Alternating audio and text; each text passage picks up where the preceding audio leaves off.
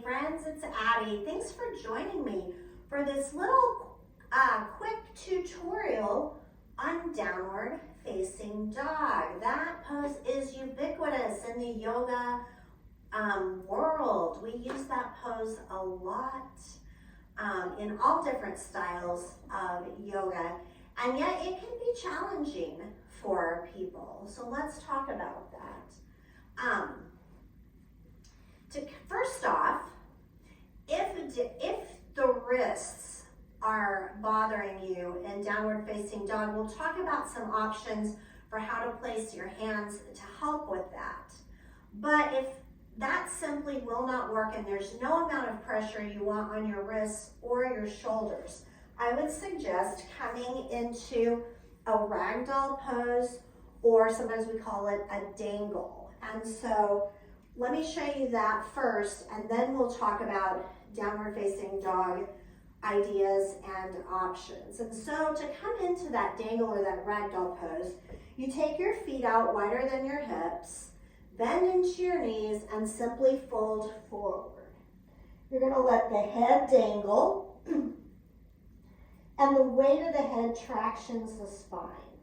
Now you can leave your hands down on the ground if that helps you with balance, or people often like to grab opposite elbows. Make a little box around the head and pull down on the elbows. You can hang here in stillness, or you can find a little sway. I did mention knees are bent, so you want to kind of have a little bounciness in your stance. But the bottom line is this is still an inversion, just like downward facing dog. Now, if you found those opposite elbows, I want you to switch the cross of the arms and find opposite elbows. If you're not used to doing that, you'll probably really feel a little difference in the back body when you switch them around. All right, so that's the dangle pose.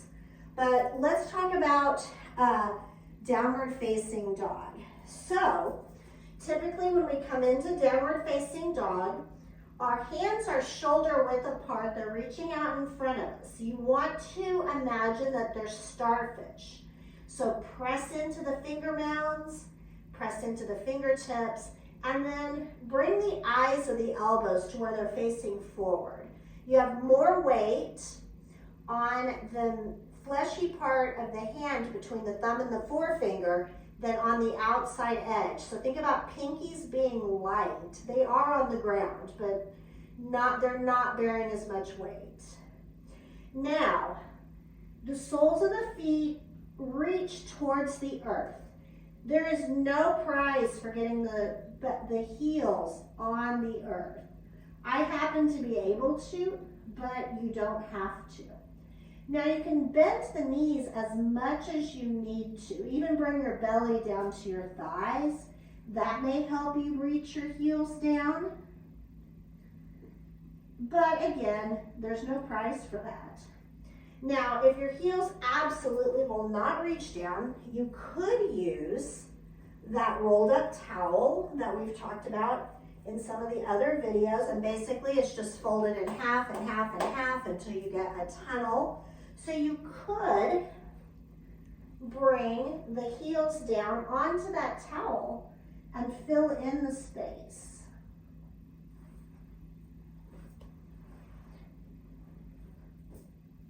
Now, some ideas for the wrists. I mentioned the hand placement, which is really important.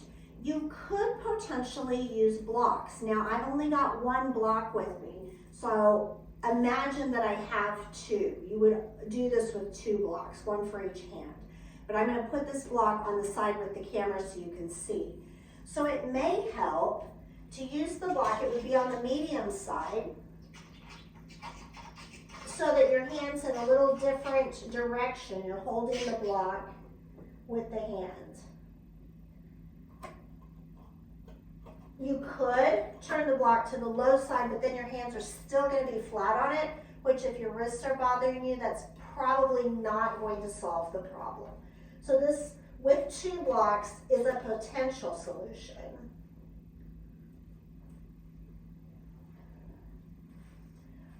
When you come into your down dog, one of the things that you'll notice is if you roll into a plank pose and then you roll back to your down dog, your hands and feet don't move.